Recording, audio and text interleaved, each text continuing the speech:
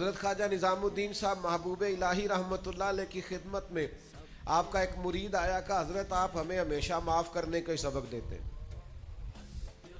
आप हमेशा दरगुजर की बात करते हैं और लोग बड़ी तकलीफ देने लगे। हुजूर आज के बाद जिसने हमारे रास्ते में कांटे बिछाए ना, हम भी उसके रास्ते में कांटे बिछाएंगे। तो हज़रत सुल्तानुल मशाइख फरमाने लगे, आधे रास्ते में उसने कांटे बिछा दिए और बाकी आधे रास्ते में आपने बिछा दिए तो सारी सड़क तो कांटों से भर जाएगी, ये तो राहगीरों के भी पैर जख्मी होंगे। वो चुप कर गया। आप फरमाने लगे, अपनी लड़ाई में सारी दुनिया का नुकसान क्यों करते हो? हुजूर फिर क्या करूं? फरमाया, उसे बिछाने दे, वो बिछाता जाया करे, तू निज़ामुद्दीन के पास आता जाता है, तू उठाता रहा कर।